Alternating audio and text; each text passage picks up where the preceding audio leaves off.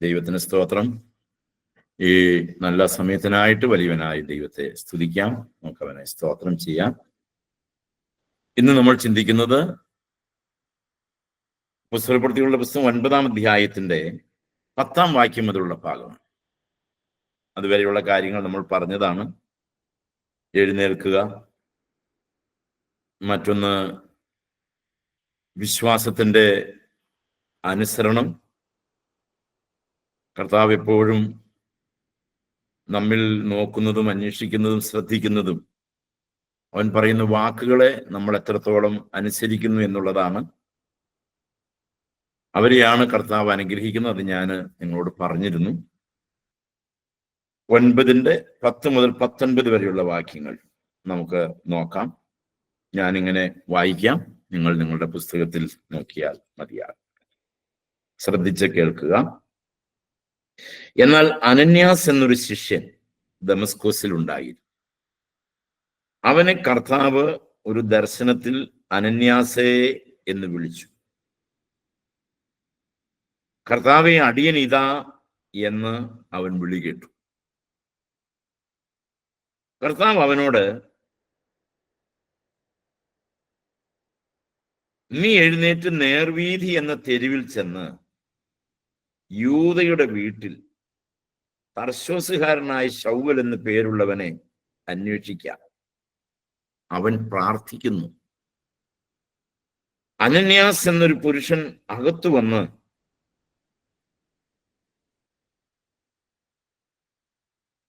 താൻ കാഴ്ച പ്രാപിക്കേണ്ടതിന് തൻ്റെ മേൽ കൈവയ്ക്കുന്നത് അവൻ കണ്ടിരിക്കുന്നു എന്ന് കൽപ്പിച്ചു.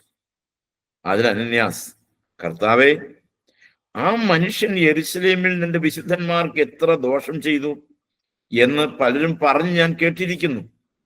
ഇവിടെയും നിന്റെ നാമത്തെ വിളിച്ചപേക്ഷിക്കുന്നവരെ ഒക്കെയും പിടിച്ചു കെട്ടുവാൻ അവന് മഹാപുരോഹിതന്മാരുടെ അധികാരപത്രമുണ്ട് എന്ന് ഉത്തരം പറഞ്ഞു. കർത്താവ് അവനോട്, നീ പോക, അവൻ എൻ്റെ നാമം ജാതികൾക്കും രാജാക്കന്മാർക്കും ഇസ്രായേൽ മക്കൾക്ക് മുമ്പിൽ വഹിപ്പാൻ ഞാൻ തെരഞ്ഞെടുത്തിരിക്കുന്ന ഒരു പാത്രമാകുന്നു. അവിടെ നിൽക്കട്ടെ. Price the Lord. ദൈവത്തിന് നന്ദിയോടെ സ്തോത്രം. 9-ാം അധ്യായത്തിന്റെ ആദ്യ ഭാഗത്ത് ശൗവലിനെ പൗലോസ് സന്ധിക്കുന്ന രംഗവും അനന്യാസിനെ കർത്താവ് സമീപിക്കുന്ന രംഗവും രണ്ടും രണ്ട് ടൈപ്പാണ്, രണ്ട് തരത്തിലാണ്. നിങ്ങൾ ശ്രദ്ധിക്കുന്നുണ്ടാവും. ശൗവലിനെ ശരിക്കും പറഞ്ഞാൽ കർത്താവ് പിടിച്ചെടുക്കുകയായിരുന്നു. നീ ആരാകുന്നു കർത്താവേ എന്ന് ചോദിച്ചതിന് ഒരു വെളിച്ചം അവന്റെ ചുറ്റും മിന്നിയപ്പോൾ അവൻ കറങ്ങി വീണു. അവിടുത്തെ സംഭാഷണവും അവിടുത്തെ ഇടപെടലും ഒരു രീതിയിലാണെങ്കിൽ, അനന്യാസിനെ കർത്താവ് സമീപിക്കുന്നത് പറയുന്ന വിളിക്കുന്ന വാക്ക് നിങ്ങൾ ശ്രദ്ധിക്കണം. അനന്യാസേ. മറ്റതോ ശൗവലേ, ശൗവലേ, നീ ഉപദ്രവിക്കുന്ന കർത്താവാണ് ഞാൻ. അനന്യാസിനെ ദൈവം വിളിച്ചു. എന്തിനാണ് ദൈവം അനന്യാസിനെ വിളിച്ചത്? രണ്ടുപേരെയും തെരഞ്ഞെടുത്തത് ഒരു നിയോഗം നിർവഹിക്കാൻ വേണ്ടിയിട്ടാണ്.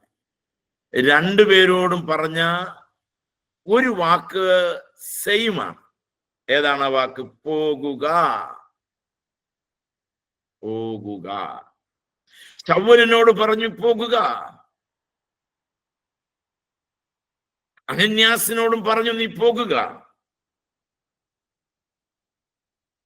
നീ പോകുക. ദമസ്കോസിൽ ഉണ്ടായിരുന്ന ഒരു ശിഷ്യൻ എന്നാണ് ഇവിടെ പറയുന്നത്. 22:12 ന്യായപ്രമാണം അനുസരിക്കുന്നവനും എല്ലാ യഹൂദന്മാരിലും വെച്ച് നല്ല സാക്ഷ്യം പ്രാപിച്ചവനുമായിരുന്നു അനന്യാസ്. ഇപ്പൊ അനന്യാസ് കർത്താവിന്റെ ഒരു രഹസ്യ ശിഷ്യനായിരുന്നു. എല്ലാവർക്കും പ്രിയനായിരുന്നു അനന്യാസ്. അതുകൊണ്ടാണ് അനന്യാസ് ഈ വാക്ക് കേട്ടിട്ടുള്ളത്. ഏത്? ഈ ശൗവൽ ക്രിസ്ത്യാനികളെ പീഡിപ്പിക്കുന്നവനും ബന്ധിക്കുന്നവനും സഭയെ തകർക്കുന്നവനുമാണെന്ന് അനന്യാസിനറിയാം. അനന്യാസ് അത് കേട്ടിട്ടുണ്ട്. ദമസ്കോസും യെരുശലേമും തമ്മിൽ വളരെ ദൂരമുണ്ട്. യെരുശലേമിലാണ് അവരുടെ സന്നിധിയും സംഘവും ആലയുമെല്ലാം. ഏകദേശം 250 കിലോമീറ്ററോളം ദൂരം വരും. അപ്പൊ ഇത്രയും ദൂരത്താണെങ്കിലും യേശുവിനെ കുറിച്ചും യേശുവിന്റെ രക്ഷണ്യ പ്രവർത്തികളെ കുറിച്ചും അവനറിയാം. യേശുവിനെ കുറിച്ചും യേശുവിന്റെ പ്രവർത്തനങ്ങളെ കുറിച്ചും അറിയാം. അങ്ങനെ സാക്ഷ്യം പ്രാപിച്ചവനായ അനന്യാസിന് കർത്താവ് പ്രത്യക്ഷനായി. എന്നിട്ട് പറഞ്ഞു, നീ എന്ത് ചെയ്യണം? നേർവീഥി എന്ന തെരുവിൽ, ആ തെരുവ് ഇപ്പോഴുമുണ്ട്, കിഴക്ക് പടിഞ്ഞാറ് നീളത്തിൽ ഇപ്പോഴും ചെന്നാൽ നമുക്ക് ദമസ്കസിന്റെ പടിവാതിൽ, അതിന്റെ തൊട്ട് മുൻപിലായിട്ട് ഈ വഴി കാണാം. ആ വഴി ചെന്ന് അവസാനിക്കുന്നത് യൂദയുടെ വീട്ടിലാണ്. ഞാൻ കഴിഞ്ഞ പ്രാവശ്യം നിങ്ങളോട് പറഞ്ഞല്ലോ, കൃപയാൽ എനിക്ക് ആ വീട്ടിൽ പോകാനായിട്ട് സാധിച്ചു. അവന്റെ കുറെ ചിത്രകലകൾ അതിനകത്തുണ്ട്. അതിനകത്ത് വരച്ചും എഴുതിയൊക്കെ വെച്ചിട്ടുണ്ട്. യൂദയുടെ വീട്, ആ വീടിന്ന് മണ്ണിനടിയിൽ ഭദ്രമായി സൂക്ഷിക്കപ്പെട്ടിരിക്കുന്നു. ഞാൻ പറയട്ടെ ദൈവമക്കളെ, അവിടേക്ക് അനന്യാസിനോട് ചെല്ലാനായിട്ട് ആവശ്യപ്പെടുകയാണ്. ദമസ്കസ് എന്ന പട്ടണത്തിൽ കിഴക്ക് പടിഞ്ഞാറ് 1/2 മൈൽ നീളത്തിൽ കാണുന്ന ഒരു തെരുവാണ് ഈ നേർവീഥി എന്ന് പറയുന്ന ഈ വഴി. അവൻ എവിടെയാണ്? ശൗൽ എവിടെയാണ്? അവന് കണ്ണിന് കാഴ്ചയില്ലാത്തതുകൊണ്ട് തന്നെ അടുത്തുള്ള വീട്ടിൽ, യൂദയുടെ വീട്ടിൽ അവനെ കൊണ്ടുപോയി ആക്കി. യൂദയുടെ വീട്ടിൽ പാർക്കുന്നു. യൂദ എന്ന വാക്കിന്റെ അർത്ഥം സ്തുതി എന്നാണ്. ഈ പുസ്തകത്തിൽ യൂദയ്ക്കൊരു പ്രസക്തി വന്നു. പൗലോസിന് ആതിഥ്യം നൽകിയ ആദ്യത്തെ ആളാണ് ആര്? ഈ യൂദ. പൗലോസിന് ആതിഥ്യം നൽകി. അവൻ വീണതിന് ശേഷം അവനെ ആദ്യം കൊണ്ടുപോയി ആക്കിയത്, അല്ലെങ്കിൽ അവൻ ചെന്നുപെട്ടത് യൂദയുടെ വീട്ടിലാണ്. ശരിക്കും പറഞ്ഞാൽ യൂദ വേണമെങ്കിൽ ഇവനെ വീട്ടിൽ കയറ്റാതൊക്കെ വിടാം. പക്ഷെ കണ്ണിന്റെ കാഴ്ച നഷ്ടപ്പെട്ടത് കൊണ്ട് യൂദയുടെ വീട് അവന് വേണ്ടി ഒരുക്കപ്പെട്ടു. പൗലോസിന് ആതിഥ്യം നൽകിയ ചിലരെ സംബന്ധിച്ച് നമുക്ക് ദൈവവചനത്തിൽ വായിക്കാനായിട്ട് സാധിക്കും. ലൂക്കോസ് അത് സംബന്ധിച്ച് പറയുന്നുണ്ട്. തോൽപ്പണിക്കാരനായ ശീമോൻ 9:43 വായിച്ചാൽ കാണാം. തോൽക്കൊല്ലനായ ശീമോൻ. മറ്റൊന്ന് ലുദിയ 16:15. മറ്റൊന്ന് യാസോൻ 17:5 വാക്യം. മറ്റൊന്ന് തീത്തോസ് യുസ്തോസ് 18:7 വാക്യം. മറ്റൊന്ന് ഫിലിപ്പോസ് 21:8 വാക്യം. മനാസോൻ 21:16. ചന്ദ്രകല ന. മനാസോൻ 21:16. ഇത് പൗലോസ് അപ്പോസ്തലൻ ശൗലിന് ആതിഥ്യം കൊടുത്തവരുടെ പേരുകൾ രേഖപ്പെടുത്തിയിരിക്കുകയാണ് വിവിധ ഭാഗത്ത്. അതിൽ 1ാം സ്ഥാനത്ത് ആര് വന്നു? യൂദ വന്നു. യൂദയാണ് ആദ്യമേ പൗലോസിന് ആതിഥ്യം കൊടുത്തത്. അപ്പൊ യൂദ എന്ന വാക്കിന്റെ അർത്ഥം സ്തുതി എന്നാണ്. യൂദയാണ് പൗലോസിന് ആദ്യം ആതിഥ്യം കൊടുത്തത്. അതിനുശേഷം കൊടുത്തവരുടെ പേര് ഞാൻ പറഞ്ഞു. 1 തോൽപ്പണിക്കാരനായ ശിമോൻ, 2 ലുദിയ, 3 യാസോൻ, 4 തീത്തോസ് യുസ്തോസ്, 5 ഫിലിപ്പോസ്, 6 നാസോൻ. പുതിയ നിയമത്തിലെ യൂദമാരെ കുറിച്ച് ഞാൻ പരിചയപ്പെടുത്താം. 1 ഇസ്കരിയോത്ത യൂദ. മത്തായിയുടെ സുവിശേഷം 10:4, മർക്കോസ് 3:19, ലൂക്കോസ് 6:16. ഈ ഭാഗത്ത് 1ാമത്തെ യൂദ, ഇസ്കരിയോത്ത യൂദ, അവനാണ് വില്ലാളി വീരൻ. അഥവാ അവനാണ് കർത്താവിനെ ഒറ്റിക്കൊടുക്കാൻ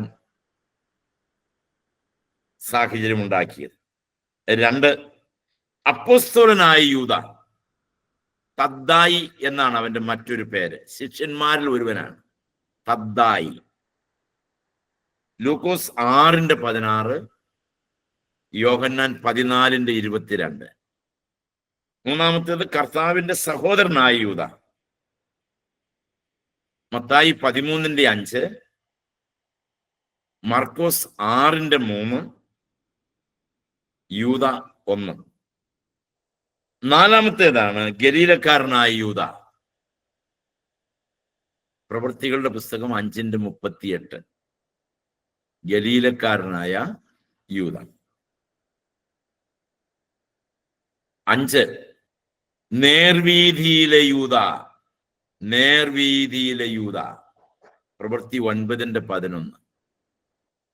മറ്റൊന്ന് ബർശബാസ് എന്ന യൂദ.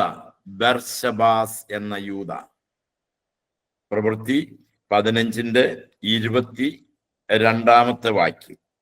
അപ്പോൾ തങ്ങളിൽ ചില പുരുഷന്മാരെ തെരഞ്ഞെടുത്ത് പൗലോസിനോടും ബർന്നബാസിനോടും കൂടെ അന്ത്യോക്യയിലേക്ക് അയക്കണമെന്ന് അപ്പോസ്തലന്മാരും മൂപ്പന്മാരും സർവ്വസഭയും നിർണയിച്ചു. സഹോദരന്മാരിൽ പ്രമാണപ്പെട്ട പുരുഷന്മാരായ ബർശബാസ് എന്ന യൂദ, ബർശബാസ് എന്ന യൂദ, ഇങ്ങനെ 6 യൂദമാരെ കുറിച്ച് വേദപുസ്തകം പരിചയപ്പെടുത്തുന്നു. വളരെ പ്രയാസമേറിയ ഒരു ജോലി അനന്യാസിനെ കൊണ്ട് ചെയ്യിക്കുവാനുണ്ടായിരുന്നു കർത്താവിന്. ആ പ്രയാസമേറിയ ജോലിയാണെങ്കിലും അത് അനന്യാസിനോട് പറഞ്ഞാൽ അനന്യാസ് അത് ചെയ്യും എന്ന് കർത്താവിന് അറിയാമായിരുന്നു. കർത്താവ് ഒരു കാര്യം ഒരാളോട് പറയുമ്പോ അത് കേൾക്കുന്നയാൾ അനുസരിക്കും എന്ന് ബോധ്യമുണ്ടെങ്കിൽ അവൻ നമ്മളോട് പറയും. ദൈവമക്കളെ, നമ്മൾക്ക് പലപ്പോഴും ദൈവത്തിൽ നിന്നൊന്നും കേൾക്കാൻ കഴിയാത്തതിന്റെ കാരണം എന്നറിയോ? നമ്മുടെ വീട്ടിൽ തന്നെ ചില പിള്ളേരോട് നമ്മൾ പറയും, അതിനോട് പറഞ്ഞിട്ട് കാര്യമില്ല. ഹസ്ബൻഡിനോട് പറയും ഭാര്യമാര്, അതിനോട് പറഞ്ഞിട്ട് കാര്യമില്ല. ഹസ്ബൻഡ് പറയും ഭാര്യമാരെ കുറിച്ച്, അവളോട് പറഞ്ഞിട്ട് കാര്യമില്ല. അതുകൊണ്ട് എന്താ വെച്ച് കഴിഞ്ഞാൽ ആ ടോക്കേ നിന്നുപോയി, ആ ഒരു സംഭാഷണമേ നിന്നുപോയി. ദൈവമക്കളെ, അനന്യാസിനെ കർത്താവ് സ്വർഗത്തിൽ നിന്ന് വിളിച്ചു പറയാ. മരിച്ചിട്ട് ഉയർത്തെഴുന്നേറ്റ് സ്വർഗോന്നതങ്ങളിൽ പോയ കർത്താവ് അനന്യാസിനെ വിളിച്ചിട്ട് അവനോട് പറയാ, നേർവീതി എന്ന് പറയുന്ന സ്ഥലത്ത് യൂദ എന്ന് പറയുന്നതിന്റെ വീട്ടിൽ ഇങ്ങനെ ഒരു മനുഷ്യനിരിപ്പുണ്ട്, ഇനിയാവിന്റെ അടുക്കൽ ചെല്ലണം. നമുക്ക് ആർക്കെങ്കിലും കർത്താവിന്റെ അരുളപ്പാടുണ്ടായാൽ, ഇങ്ങനെ വേണ്ട, അയൽവക്കത്ത് പോകാൻ ഒരു അരുളപ്പാടുണ്ടായാൽ നമ്മൾ എന്തെല്ലാം തടസ്സങ്ങൾ പറയുന്നറിയാമോ?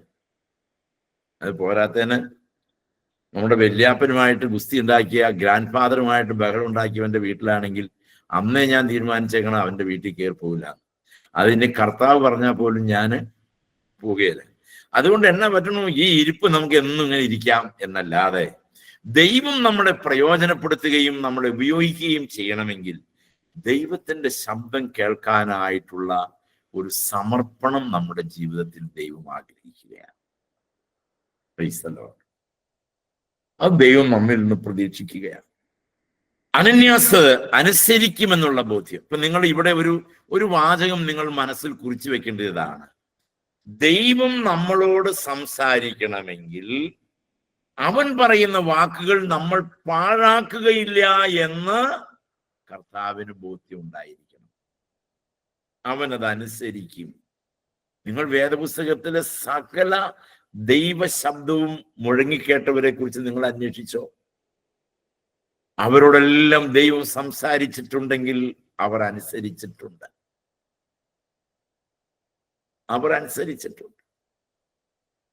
പുതിയ നിയമത്തിൽ 21-ാം നൂറ്റാണ്ടിൽ ജീവിക്കുന്ന നമ്മൾ മാത്രമാണ് ദൈവം പറയുന്ന പലതിനെയും നെഗ്ലക്റ്റ് ചെയ്യുന്ന, തള്ളിക്കളയുന്നവർ നമ്മൾ മാത്രമാണ്. നമുക്ക് പ്രശ്നങ്ങൾ വരുമ്പോൾ മതിയല്ലോ ദൈവത്തെ. എല്ലാ കാര്യം സ്മൂത്തായിട്ട് നടക്കുമ്പോൾ നമുക്ക് ഭയങ്കര ബിസിയല്ലേ.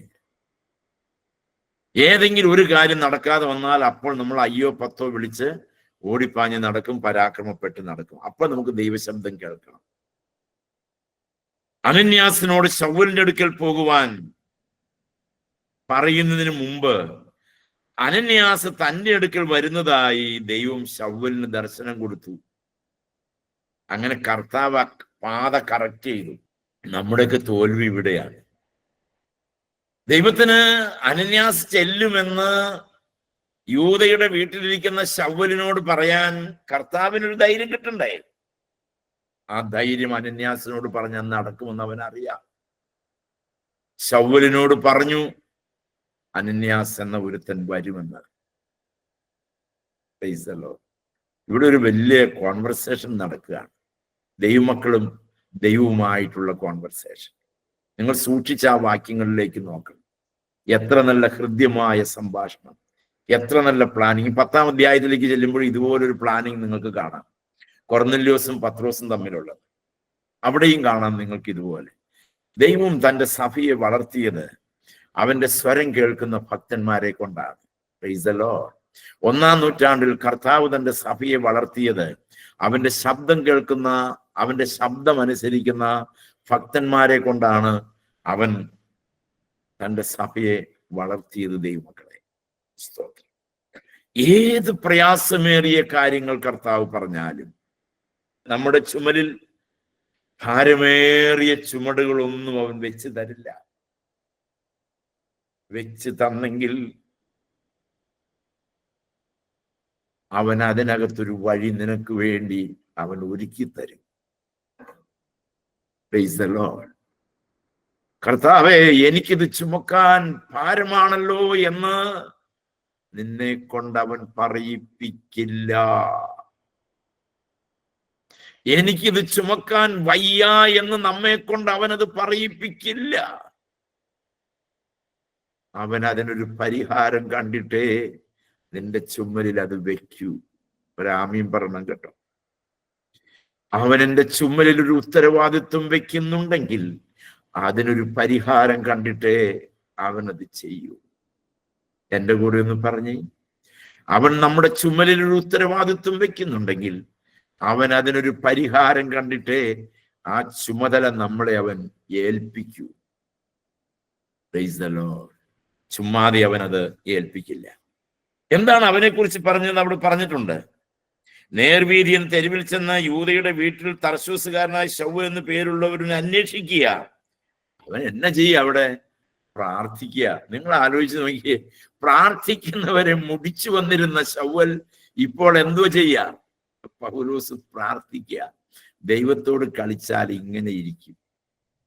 ശൗലേ, മുള്ളുകളുടെ നേരെ ഉദയ്ക്കുന്നത് നിനക്ക് വിഷമമാണ്. അനേകം സഭയെ മുടിച്ച, പ്രാർത്ഥിക്കുന്നവരെ ബന്ധിച്ച, പ്രാർത്ഥിക്കുന്നവരെ മുടിച്ച ശൗൽ ഇപ്പോൾ എന്ത് ചെയ്യാ? ശൗൽ പ്രാർത്ഥിക്കുന്നു. പ്രാർത്ഥിക്കുന്ന ഒരു ശൗലിനെ അനന്യാസെ നീ ചെല്ലുമ്പോൾ നിനക്ക് കാണാം. അവൻ പ്രാർത്ഥിക്കുന്നു. സുവിശേഷത്തിന്റെ രൂപാന്തരപ്പെടുത്തുന്ന വശ്യശക്തി എത്ര വലുതാണെന്ന് നമ്മൾ നോക്കണം. ഇഷ്ടമില്ലാത്തവരെ കൊണ്ട് ഇഷ്ടപ്പെടാത്ത ചില കാര്യങ്ങൾ അവൻ ചെയ്യിപ്പിക്കും. ഞാൻ അതിന് പലപ്പോഴും പറയാറുള്ള ഒരു എക്സാമ്പിൾ ഉണ്ട്. ഒരുപക്ഷെ നിങ്ങൾക്കത് റിപ്പീറ്റേഷൻ ആയിട്ട് തോന്നുമെന്ന് എനിക്കറിയില്ല. എനിക്ക് ഒട്ടും ഇഷ്ടമല്ലാത്തൊരു ഭാഷയായിരുന്നു ഹിന്ദി. ഹിന്ദി പഠിപ്പിക്കുന്ന സാറിനെ ഇഷ്ടമല്ലായിരുന്നു, ആ ഭാഷ എനിക്ക് ഇഷ്ടമല്ലായിരുന്നു. എങ്ങനെയാണെന്ന് എനിക്കറിയാൻ പാടില്ല. 10-ാം ക്ലാസ്സിൽ കഷ്ടി ഞാൻ ആ വിഷയത്തിന് ജയിച്ചു. അതിനാണ് ഏറ്റവും കുറഞ്ഞ മാർക്ക്. ഉരുണ്ട് പെരണ്ട് ഇക്കരെ കയറി. പഠിത്തം കഴിഞ്ഞല്ലോ എന്നുള്ള ആശ്വാസത്തോടെ ഇരിക്കുമ്പോഴാണ് 21-ാമത്തെ വയസ്സിൽ എനിക്ക് പഠിക്കാൻ ഹിന്ദി തന്നെ ലഭ്യമായി. ഞാൻ കോളേജിൽ ചെന്നിട്ട് കൈമലർത്തി ചോദിച്ചത് ഇത്രയേ ഉള്ളൂ, എനിക്ക് ഇഷ്ടമല്ലാത്ത ഇത് എൻ്റെ കയ്യിൽ നീ എന്തിനു തന്നു? ഇന്ന് ഇന്ത്യയിലെ 28 സ്റ്റേറ്റിലും കയറി ചെന്ന് ഹിന്ദിയിൽ പ്രസംഗിക്കാൻ എൻ്റെ കർത്താവ് എനിക്ക് കൃപ തന്നു. ഇപ്പൊ എനിക്ക് മനസ്സിലായി, എന്നെ ഇഷ്ടമല്ലാത്ത കാര്യം എന്നെ കൊണ്ട് എന്തിനു ചെയ്യിപ്പിച്ചു എന്ന് എനിക്ക് മനസ്സിലായി. ദൈവമാണോ തരുന്നത്? നിനക്ക് ഇഷ്ടമല്ലെങ്കിലും ചുമൽ താത്തി കൊടുത്താൽ അവൻ നിന്നെ ഉപയോഗിക്കും. Praise the Lord. Hallelujah. ദൈവമാണോ തരുന്നവൻ? അവനാണ് തരുന്നതെങ്കിൽ നീ നിന്റെ ചുമൽ കുനിച്ചു കൊടുത്താൽ അവനത് നിർവഹിക്കും. അവനത് നിനക്ക് വേണ്ടി ചെയ്തു തരും. അവനത് നിനക്ക് വേണ്ടി നൽകി തരും. എന്റെ ഇഷ്ടമല്ല, എന്റെ കർത്താവ് എന്നെ എന്തു കാര്യം ഏൽപ്പിച്ചാലും ഞാനത് ചെയ്തോളാം. ഇഷ്ടമില്ലാത്ത കാര്യങ്ങൾക്കും ചുമൽ കൊടുക്കാൻ ആര് തയ്യാറായി? അനന്യാസ് തയ്യാറായി. ഭാരമേറിയ കാര്യം. അങ്ങനെ അവൻ പ്രാർത്ഥിക്കുകയാണ്. സുവിശേഷത്തിന്റെ വശ്യശക്തി ഞാൻ നിങ്ങൾക്കൊന്ന് പരിചയപ്പെടുത്താനായിട്ട് ആഗ്രഹിക്കുകയാണ്. സുവിശേഷത്തിന്റെ രൂപാന്തരപ്പെടുത്തുന്ന വശ്യശക്തി. ഒന്ന്, പീഡിപ്പിക്കുന്ന ശൗൽ പ്രാർത്ഥിക്കുന്ന പൗലോസായി മാറി. Praise the lord. പീഡിപ്പിക്കുന്ന ശൗൽ പ്രാർത്ഥിക്കുന്ന പൗലോസായി മാറി. 9:11. അശുദ്ധാത്മാക്കൾ ബാധിച്ച പാപിയായ ശമര്യരെ സന്തോഷിപ്പിക്കുന്ന വിശ്വാസികളായി മാറി. ശമര്യർ വിശ്വാസികളായി മാറി. അശുദ്ധാത്മാക്കൾ ബാധിച്ച പാപികളായ ശമര്യരെ സന്തോഷിപ്പിക്കുന്ന വിശ്വാസികളായി മാറ്റി. 8:5 മുതൽ 8 വരെ. 3, വിഷണ്ണനായ ഷണ്ണനെ സന്തോഷിപ്പിക്കുന്ന മന്ത്രിയാക്കി. വിഷണ്ണനായ ഷണ്ണനെ സന്തോഷിപ്പിക്കുന്ന മന്ത്രിയാക്കി. 8:27 മുതൽ 39 വരെ. 4, ക്രൂരനായ കാരാഗ്രഹ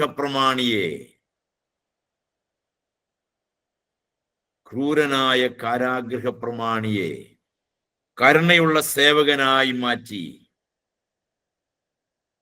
16:24 മുതൽ 34 വരെ. 5, എഫേസോസിലെ മന്ത്രവാദികളെ കർത്താവിന്റെ വിശ്വസ്ത ദാസന്മാരാക്കി മാറ്റി.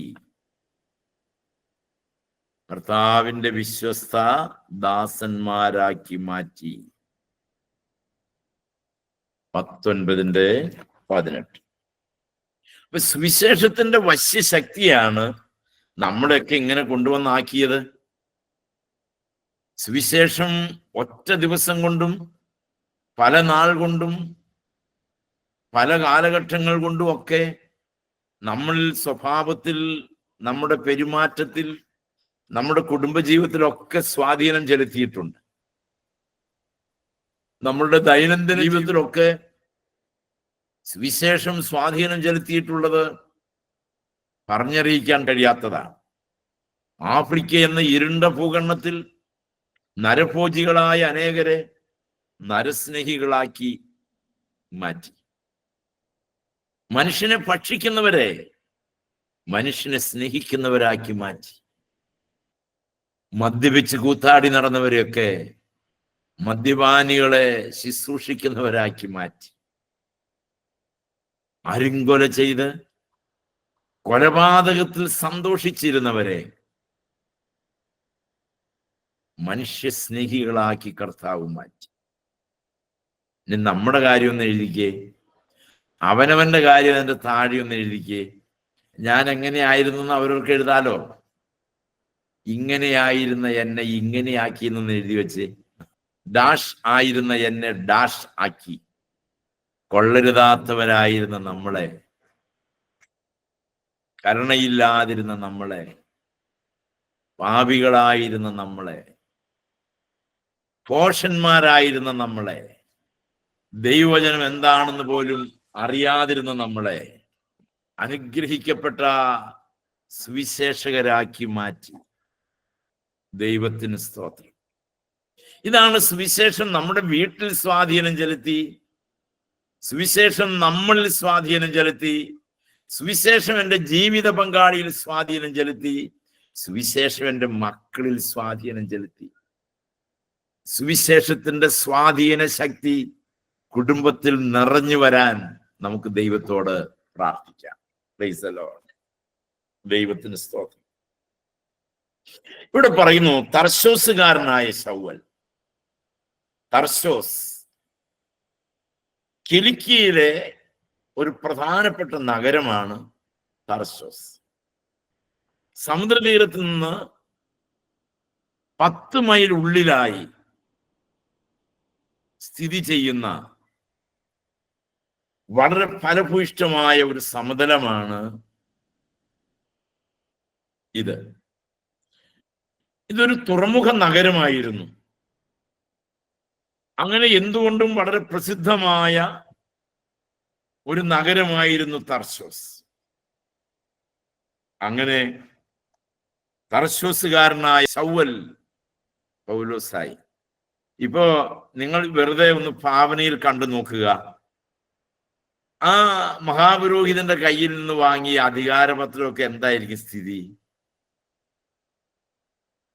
ആ അധികാരപത്രത്തോടുള്ള അവന്റെ സമീപനം എന്തായിരുന്നിരിക്കാം? അവന് വന്ന ഈ മാറ്റം, ഈ പ്രമാണിമാരിൽ എന്ത് മാറ്റമുണ്ടാക്കി, എന്ത് വിപ്ലവം ഉണ്ടാക്കിയിരിക്കാം? 13-ാമത്തെ വാക്യം. കർത്താവേ, ആ മനുഷ്യൻ യെരുശലേമിൽ നിന്റെ വിശുദ്ധന്മാർക്ക് എത്ര ദോഷം ചെയ്തു. നിന്റെ വിശുദ്ധന്മാർക്ക് എന്തുമാത്രം ദോഷമാണ് പ്രവർത്തിച്ചത്.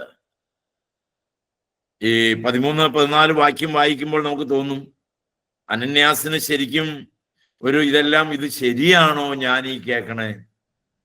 ശൗവൽ അങ്ങനെ ഒരു മനുഷ്യനായി മാറി, അതവന് വിശ്വസിക്കാനേ കഴിഞ്ഞില്ല.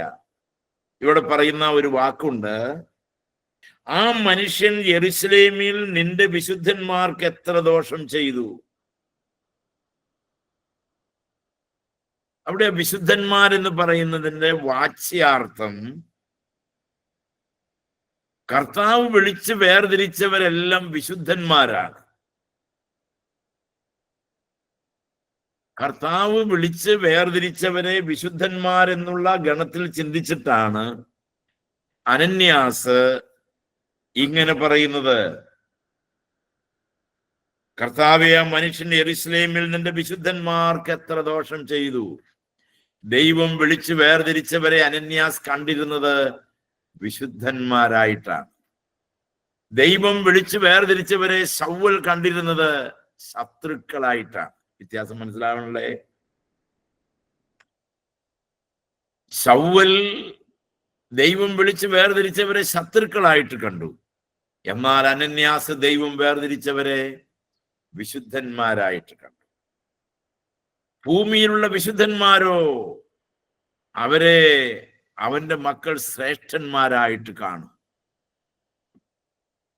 രക്ഷിക്കപ്പെട്ട ഒരു ദൈവപൈതലാണോ അല്ലയോ എന്നുള്ളതിന്റെ ഒരു പ്രധാനപ്പെട്ട ലക്ഷണം എന്താണെന്നറിയാമോ? പല ലക്ഷണങ്ങളുള്ളതിൽ ഒരു ലക്ഷണം, അവൻ വിളിച്ച് വേർതിരിച്ചവരെ ശ്രേഷ്ഠന്മാരായിട്ട് കാണും.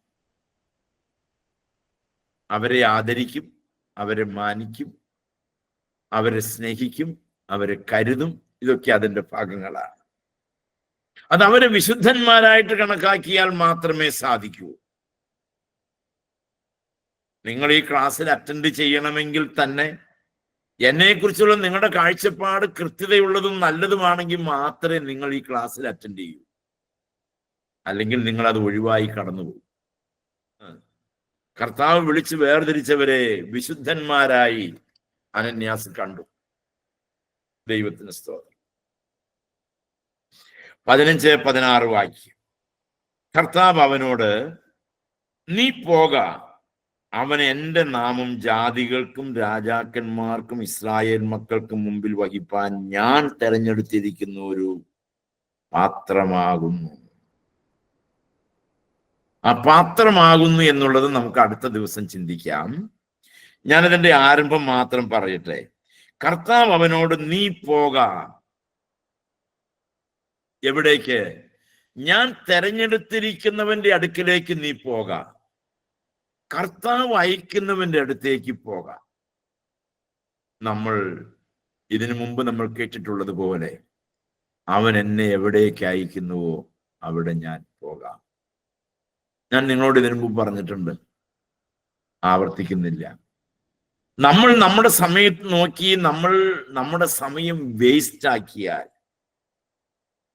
അനാവശ്യമായി ദൈവത്തിന്റെ ആലോചന കിട്ടിയിട്ടും വെച്ച് താമസിപ്പിച്ചാൽ,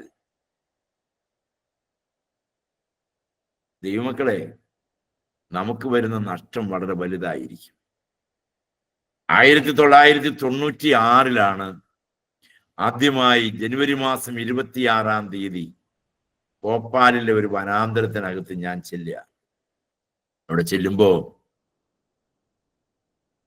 നിക്കറില്ലാത്ത, ട്രൗസറൊന്നും ധരിക്കാത്ത പിള്ളേര്, കാട്ടിൽ കഴിയുന്ന ആദിവാസി കുഞ്ഞുങ്ങളെ കണ്ടു. അവർ മദ്യപിച്ച് നടക്കുന്നവരെ കണ്ടു.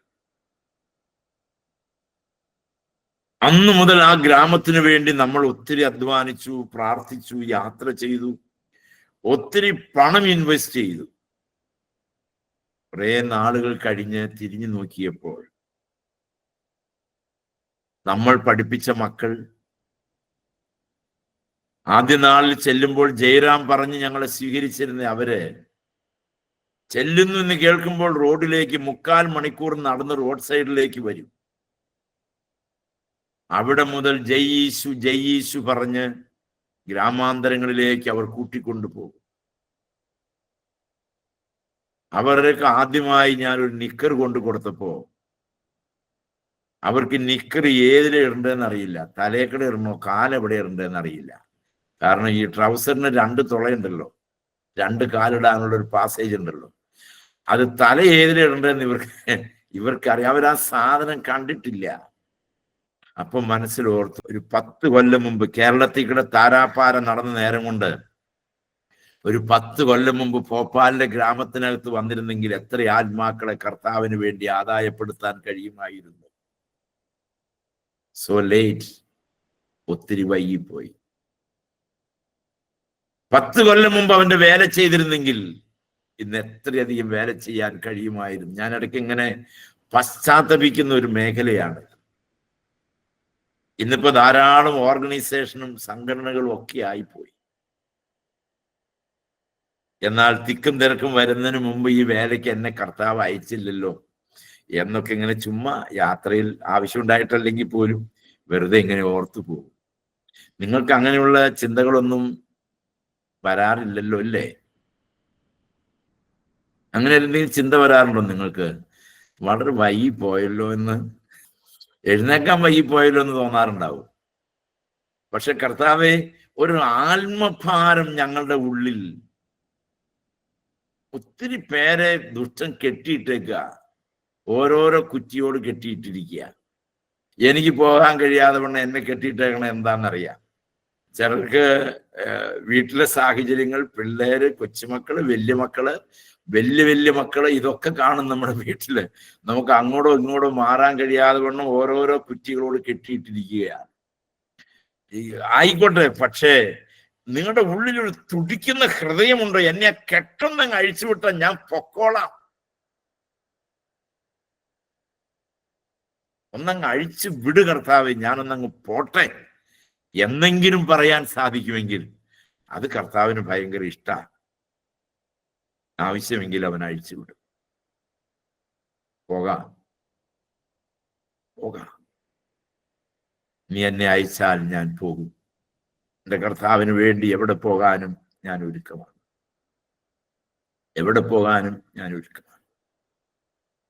അങ്ങനെയുള്ളവരെ ദൈവം ധാരാളമായിട്ട് ഉപയോഗിക്കും. ഞാൻ എൻ്റെ വാക്കുകൾ ചുരുക്കുക. അവൻ അയച്ചാൽ പോകാൻ തയ്യാറാണെങ്കിൽ അവൻ നമ്മെ, ഒരു വാക്യത്തിന്റെ മുറി നമുക്കറിയാം, വാലല്ല ദൈവത്തിന് സ്തോത്രം. അവന് ഭയങ്കര ആഗ്രഹമാണ് നമ്മളെ ആരാക്കാൻ? തലയാക്കാൻ. പക്ഷേ അവൻ ആഗ്രഹിക്കുന്നിടത്ത് നിന്നെ കണ്ടാൽ അവിടെയാണ് നിന്റെ അഭിഷേകത്തിന്റെ തൈലക്കൊമ്പ്. അവിടെ വരണം. കർത്താവെ, ഞാൻ അതിനായിട്ട് എന്നെ സമർപ്പിക്കും. 15-ാം വാക്യത്തിന്റെ ബാക്കി ഭാഗം പിന്നാലെ ചിന്തിക്കാം, അടുത്ത ക്ലാസ്സിൽ ചിന്തിക്കാം. ദൈവത്തിന് സ്തോത്രം. നമുക്ക് പ്രാർത്ഥിക്കാം. നമ്മുടെ കണ്ണുകളെ നമുക്ക് ദൈവത്തിന്. കാരുണ്യവാനായ ദൈവമേ, എല്ലാവരും അവനെ വിളിച്ച് പ്രാർത്ഥിക്കും. സുവിശേഷത്തിന്റെ ശക്തി പ്രാർത്ഥിക്കുന്നവരെ മുടിച്ചുകൊണ്ടിരുന്ന ശൗവൽ പ്രാർത്ഥിക്കുന്നവനായി മാറി. എൻ്റെ വീട്ടിലും ഒരു അത്ഭുതം നടന്നു കാണാൻ ആഗ്രഹിക്കുന്നവർ ഇതിനകത്തുണ്ട്. എൻ്റെ ജീവിത പങ്കാളിക്കൊരു മാറ്റം വന്നിരുന്നെങ്കിൽ എന്ന് കൊതിക്കുന്നവർ ഇതിനകത്ത് ഇരിപ്പുണ്ട്. ഞാൻ നൊന്ത് പ്രസവിച്ച, ഞാൻ ജന്മം കൊടുത്ത എൻ്റെ മക്കൾ ഒന്ന് രക്ഷിക്കപ്പെട്ടിരുന്നെങ്കിൽ. സുവിശേഷത്തിന് മാത്രമാണ് ഒരു മനുഷ്യനെ മാറ്റാൻ കഴിയൂ. സുവിശേഷം അത്ര പവർഫുള്ളാണ്. കർത്താവേ, നിങ്ങൾ എൻ്റെ കൂടെ പ്രാർത്ഥിക്കില്ലേ? കർത്താവേ, എൻ്റെ വീട്ടിൽ സുവിശേഷത്തിന്റെ ശക്തി വെളിപ്പെട്ടു വരണമേ. കർത്താവേ, എൻ്റെ വീട്ടിൽ സുവിശേഷത്തിന്റെ ശക്തി വെളിപ്പെട്ടു വരണമേ. എൻ്റെ മക്കളിൽ സുവിശേഷത്തിന്റെ ശക്തി തെളിഞ്ഞു വരണമേ. കർത്താവേ, എൻ്റെ ജീവിതത്തിൽ സുവിശേഷത്തിന്റെ ശക്തി തെളിഞ്ഞു വരണമേ. ഒരു സഭയെ അവൻ മുടിച്ചെങ്കിൽ 100 സഭയെ അവൻ വളർത്തി.